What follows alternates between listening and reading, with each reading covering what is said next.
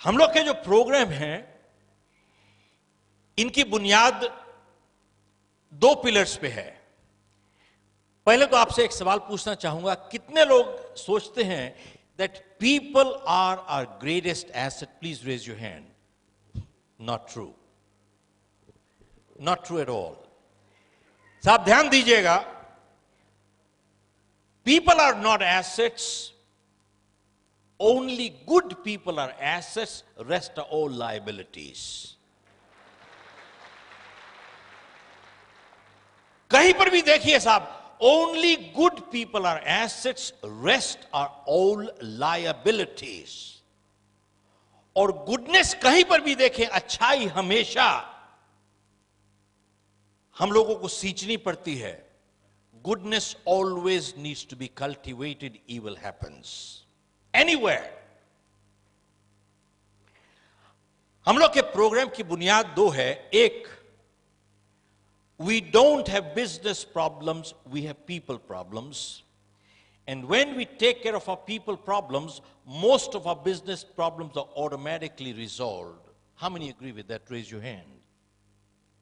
साहब इसका answer yes है, बिल्कुल ठीक है। That's true. Absolutely. मतलब क्या है, हमें व्यापारिक प्रॉब्लम समस्याएं नहीं हैं, व्यावहारिक समस्याएं हैं। और जब हम व्यावहारिक समस्याओं को दूर कर लेते हैं, हमारी व्यापारिक समस्याएं अपने आप दूर हो जाती हैं साहब, ऑटोमेटिकली। ये एक पिलर है। और देखिए, आप कहीं पर भी किसी ऑर्गेनाइजेशन में, we are hired for our skills but we are fired for our behaviour. Yes, no? Look at this, it is so true. हम लोग को हमारे स्किल के लिए हायर किया जाता है, लेकिन फायर कर दिया जाता है अपने व्यवहार की वजह से।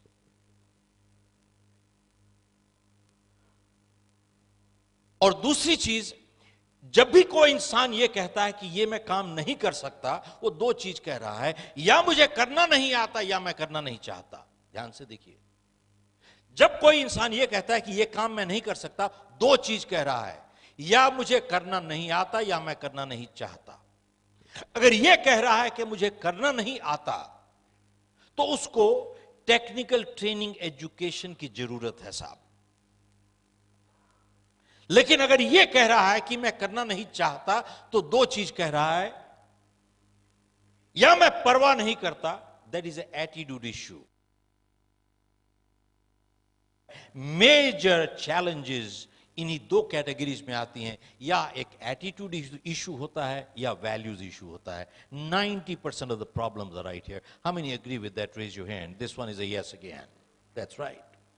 आप देखें कि साहब एटीट्यूड की बात है, एक ही हालात में कैसे कुछ लोग नए रिकॉर्ड तोड़ देते हैं, कुछ लोग अपने आप को तोड़ लेते हैं साहब। Exactly the same set of circumstances. How come? कैसे कुछ लोग नए रिकॉर्ड तोड़ देते हैं, कुछ लोग अपने आप को तोड़ लेते हैं? Same set of circumstances. Attitude.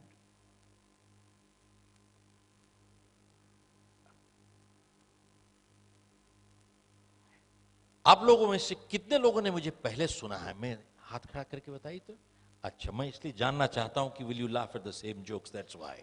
So I want to get a new that's all. So that I want to make sure I get different set of jokes. That's it. Okay. Important thing is,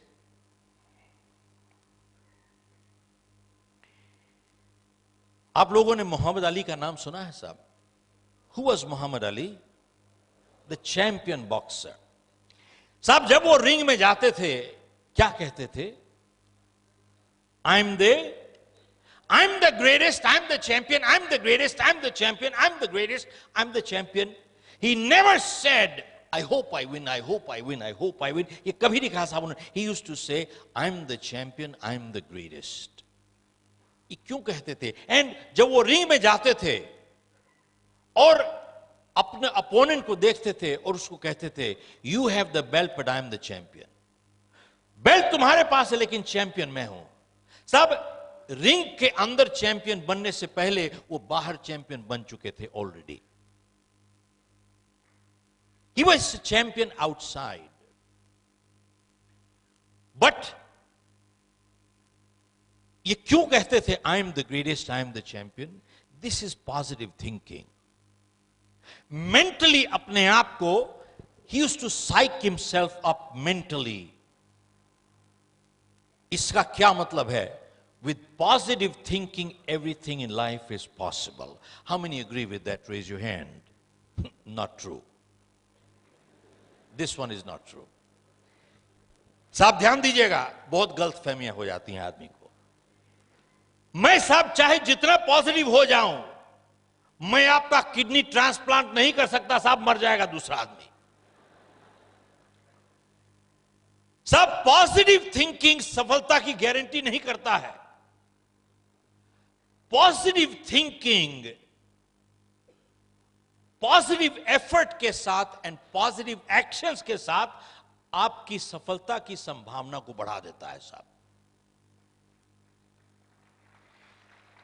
साहब जब मोहम्मद अली ये कह रहे थे I am the greatest, I am the champion, I am the greatest, mentally psyching himself, उस time वो अपने बैठक में बैठ के वहां पे पॉपकॉर्न नहीं खा रहे थे, वीडियो नहीं देख रहे थे, टेलीविजन नहीं देख रहे थे, कोका कोला नहीं पी रहे थे. ऑल द टाइम जब वो कह रहे थे I am the greatest, I am the champion, he was in the ring punching the bag all the time.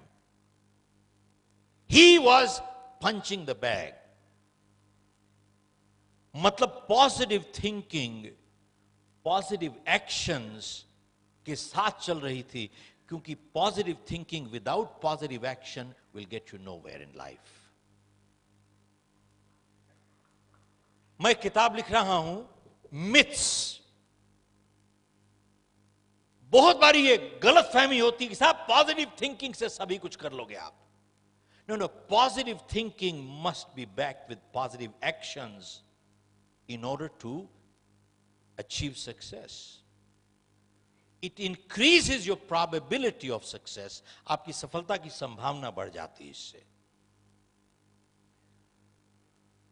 Mohammad Ali ने एक और बात कही कि जिंदगी में सफल होने के लिए आपको दो चीजें चाहिए. आपको काबिलियत भी चाहिए, आपको इरादा भी चाहिए. which means he said you need the skill and you need the will. To succeed you need two things in life. You need the skill and you also need the will. एक के बिना दूसरी काम नहीं करेगी साहब. दोनों चीजें चाहिए आपको, काबिलियत भी चाहिए, इरादा भी चाहिए. लेकिन इन दोनों में से उसने कहा कि will is a little more important than the skill. They are both important, but will is a little more important than the skill. तो उसने कहा कि साहब जब मैं चैंपियनशिप बाउट लड़ रहा था तो मेरे अपोनेंट ने मुझे मार के गिरा दिया. साहब ध्यान दीजिएगा, the champion has been beaten more times in the ring than anybody else. बोले जब मेरे अपोनेंट ने मुझे मार के गिरा दिया और मैं वहां पे जमीन पे लेटा हुआ था और रेफरी मुझे काउंट कर रहा था, उस टाइम मेरे स्किल ने मुझे मदद नहीं की साहब. What skill? बोले उसने ऑलरेडी तो मुझे मार के गिरा दिया. उस टाइम बोला इट वॉज माई विल जो मुझे कह रही थी बार बार, एक बारी फिर से उठ जाओ भाई, एक बारी फिर से खड़े हो जाओ, एक बारी फिर से खड़े हो जाओ साहब, एक बारी फिर से खड़े हो जाओ, एक बारी फिर से खड़े हो जाओ साहब. It was my will, it was not my skill that pick me up. One more time.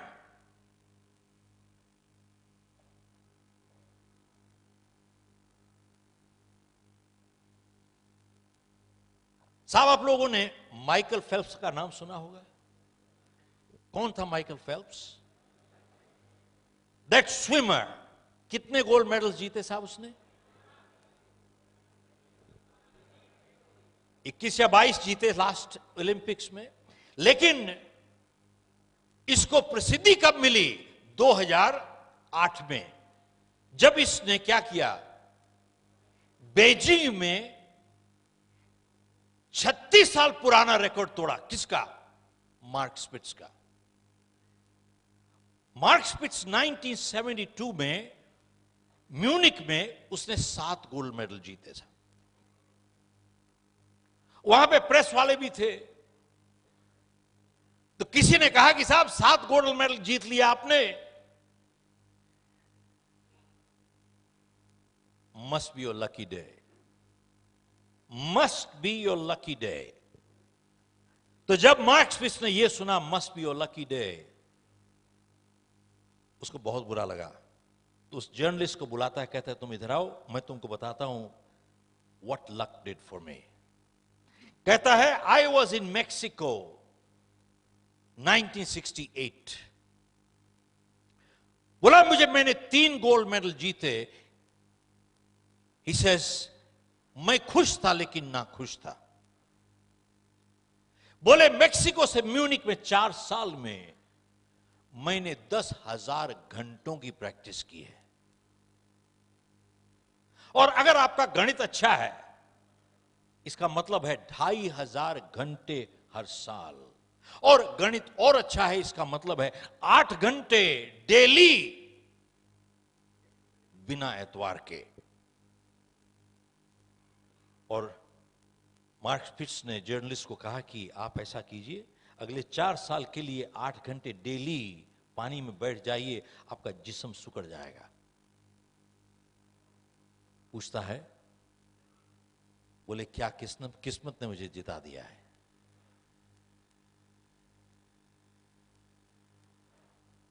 बोले साहब luck is not designed to deliver you these things in life. और उसने जवाब दिया, बोले एथलीट्स, ध्यान दीजिएगा, athletes train 15 years for 15 seconds of performance। बोले साहब एथलीट्स 15 साल की तैयारी करते हैं 15 सेकंड की परफॉर्मेंस के लिए। जाके उनसे पूछिए किस्मत ने दिला दिया उसको। हमारा ऑफिस है सिंगापुर में। 3 साल पहले मैं अखबार पढ़ रहा था, 2016 की ओलंपिक्स के लिए 5 गोल्ड मेडल के लिए 3 साल पहले अखबार में लिखा था कि हम लोग तैयारी कर रहे हैं 2016 के लिए 5 गोल्ड मेडल जीतने के लिए। और उससे कितने साल पहले से तैयारी चल रही है, इमेजिन।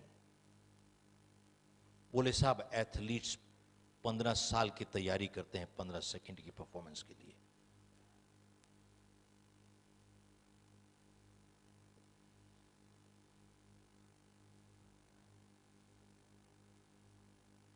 तो साहब ऐसा है,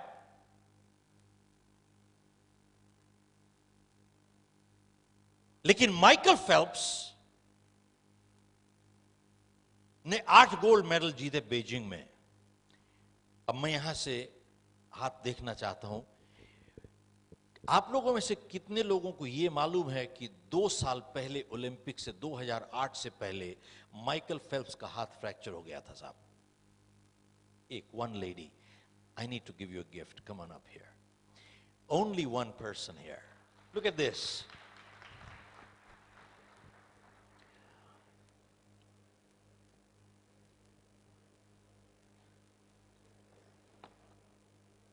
I'm going to give you one of my posters. सब 35 साल पहले मैंने ये एक पोएम पढ़ी थी, इसने मेरी जिंदगी बदली। ये लिखा है don't quit.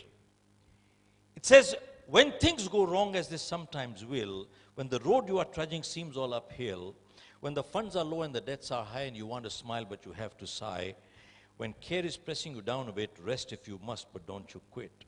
It says success is failure turned inside out. The silver tints of clouds of doubt. You never can tell how close you are. It may be near when it seems so far. It says, so stick to the fight when you're hardest hit. It's when things go wrong that you must not quit. Thank you very much. Thank you. Give her a hand. Look at what she said. कहती है साहब, my sister trained 10 hours per day to go for the Commonwealth Games. 10 hours a day. सब जानते हैं लोग सफलता चाहते हैं, लेकिन सफल होने के लिए तैयारी करने की कीमत नहीं चुकाना चाहते साहब. Repeat, most people want to succeed, but very few people are willing to pay the price to prepare to succeed.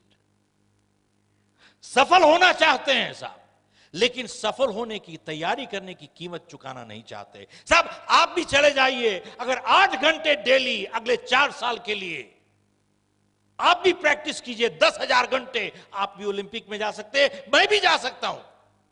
सवाल यह है, क्या मैं करने के लिए तैयार हूं? मैं नहीं तैयार हूं, आप नहीं तैयार हैं. अगर आप और हम तैयार हो जाएं, हम भी मार्क स्पीक्स के साथ कंपीट कर सकते हैं. Yes, no.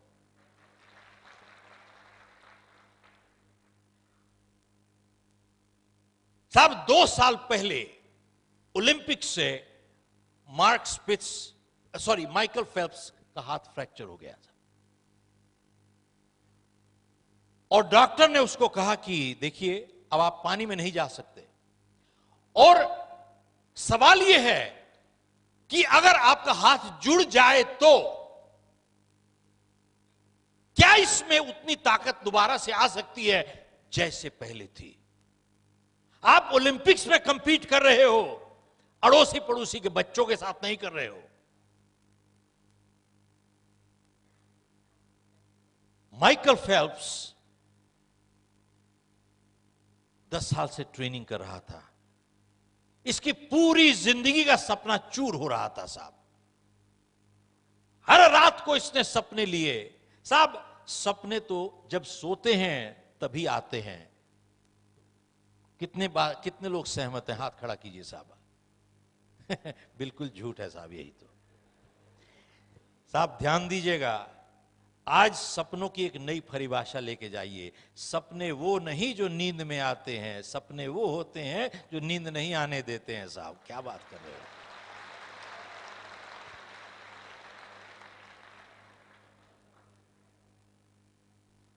माइकल फेल्प्स ने अपनी जिंदगी का सपना देखा टूटते हुए.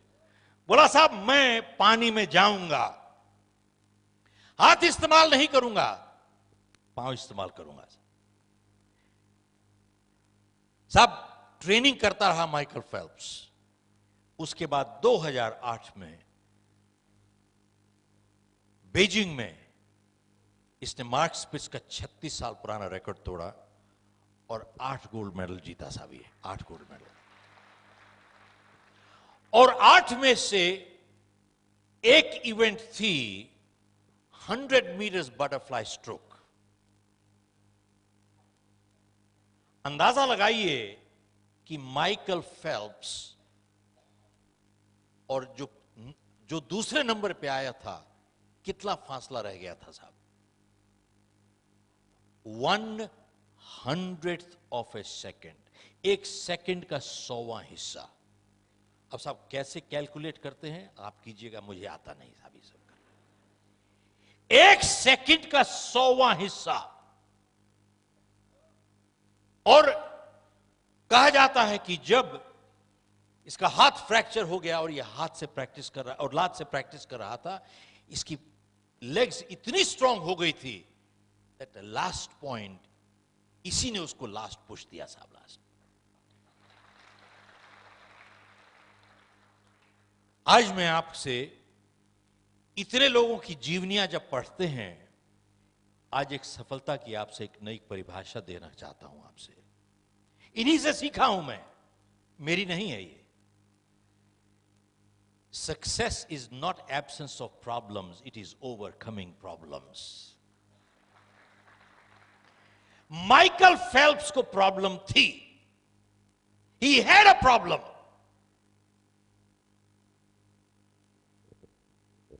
सब समस्या के ना होने को सफलता नहीं कहते, समस्या के ऊपर काबू पाने को सफलता कहते हैं. He had a problem. और सफलता इससे नहीं मापी जाती कि जिंदगी में हम कितना ऊपर गए, सफलता इससे मापी जाती है कितनी बारी गिर के उठे, उसको सफलता कहते हैं साहब। सफलता इससे नहीं मापी जाती कि दूसरों के मुकाबले हम कैसा कर रहे हैं। सफलता उससे मापी जाती है कि हम अपनी क्षमता के हिसाब से कैसा कर रहे हैं। आप देखिए, एथलीट कभी दूसरे के साथ कंपीट नहीं करता, वो अपना ही रिकॉर्ड तोड़ता चला जाता है परमानेंटली साहब, बार बार अपना रिकॉर्ड तोड़ता चला जाएगा साहब। वो अपने आप के साथ कंपीट करता है साहब।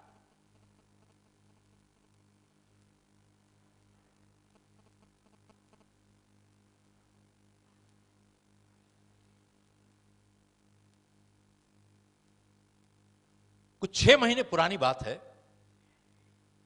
सिंगापुर में मैंने अखबार पढ़ा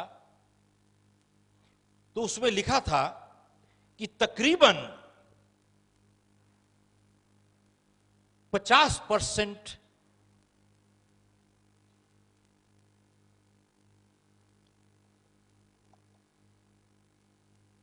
बिजनेसेस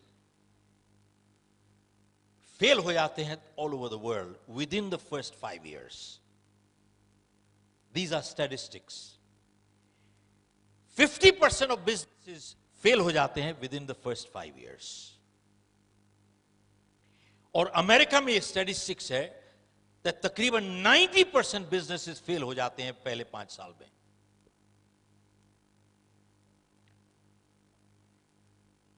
और उस आर्टिकल में लिखा था कि जिस तरीके से इंफॉर्मेशन आज, स्पीड है इंफॉर्मेशन की, लोगों को मुश्किल हो गया है साहब to keep up with the pace today. हम जैसे आदमी छोड़िए जिसके अब बाल सफेद हो गए. एक आदमी मेरे को रास्ते में मिले तो मेरे को देख के कहते हैं, आप कुछ पहचाने लग रहे हो भाई एयरपोर्ट पे. तो मैंने कहा शायद मेरा कॉमन फेस होगा भाई कुछ है. तो मेरे को कहता है, ओ आप वैसे लगते हो जिसने किताब लिखी है, वो कुछ उसका कोई रिश्ता तो नहीं है. हाँ, मैंने कहा साहब वो मेरा बेटा है. हाँ, बोले हाँ उसके बाल काले हैं साहब, किताब बाल काले. मैंने कहा साहब तो anyway, leave aside people like me who's got white hair, but even the younger generation is finding hard to keep up with technology. बहुत मुश्किल हो गया है साहब.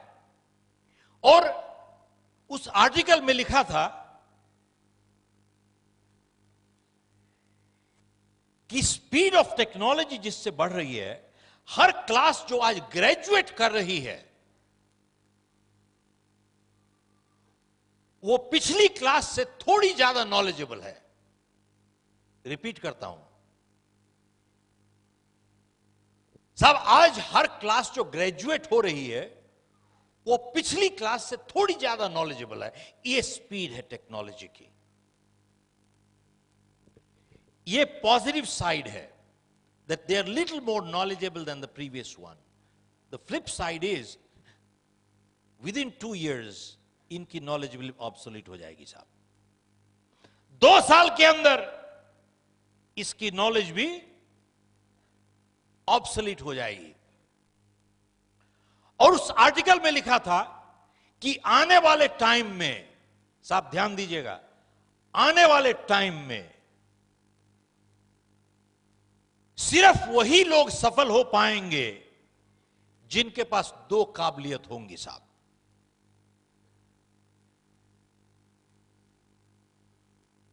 People who have people skills and people who have selling skills. Repeat करता हूं.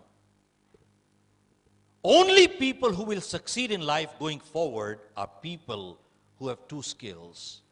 People who have people skills and people who have selling skills.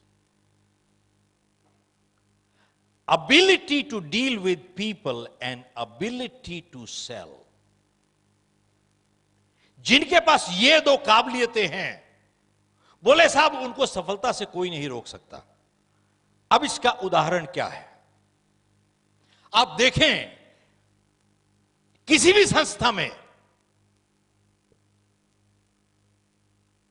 आप देखिए जितना लोअर एक वर्कर होगा 90% उसका टाइम टेक्निकल स्किल्स में चला जाएगा, 10% टाइम या उससे भी कम जाएगा लोगों के साथ व्यवहार में।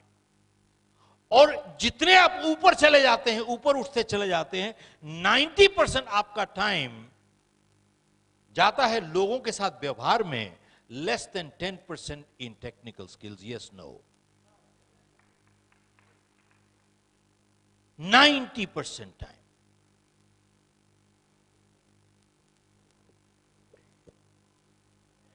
यूएस में एक लीडरशिप मीट हुई, तो वहां पे कुछ लोगों को, गिनती के लोगों को बुलाया, तो हमारे को भी बुलाया हुआ था। वहां 5 दिन की लीडरशिप समिट थी। तो वहां पे एक चीज बहुत उभर के आई कि आज की जो जनरेशन है, they are very tech savvy. सब टेक्नोलॉजी में कमाल कर देते हैं लोग। They can spend hours in front of that, what do you call it? I don't know how to call it. Thank you, monitor. हमारे टाइम में तो मॉनिटर वो डंडा लेके जो बैठते थे क्लास में, उसको मॉनिटर कहा करते थे साहब, मॉनिटर। तो साहब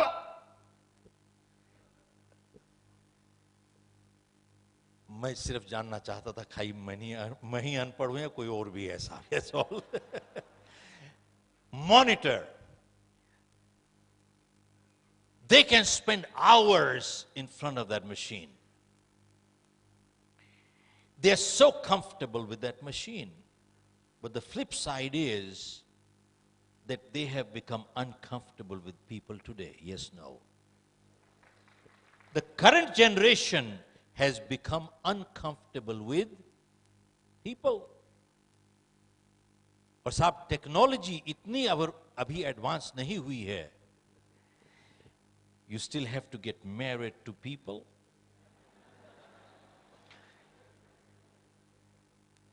You can't have babies from computers as of now. आगे आने वाले टाइम में क्या होगा पता नहीं साहब। You have to live with people.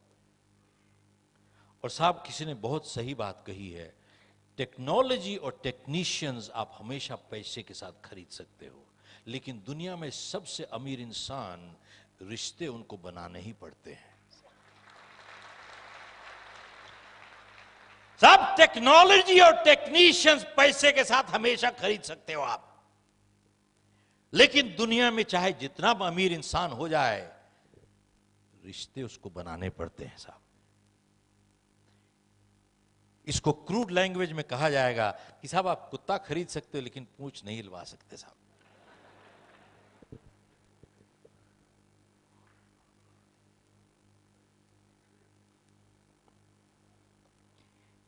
Technical people skills, they are crucial. और दूसरा is selling skills. दूसरा is selling skills. तो साहब हमने जब किताब लॉन्च की पिछले साल, You Can Sell, तो प्रेस वाले आए वहां पे और बोले कि किताब का नाम है You Can Sell. ये किताब लगता है सेल्स प्रोफेशनल्स के लिए है। तो मैंने उनसे वापस सवाल पूछा, साहब आप बताइए मुझे कौन नहीं बेच रहा? तो मैंने इस किताब से एक डेफिनेशन निकाल के दी, definition of a sales person by Robert Louis Stevenson. इसमें डिफाइन किया है साहब, who is a sales person? Anyone, ध्यान दीजिएगा साहब, anyone who sells a product, service, or an idea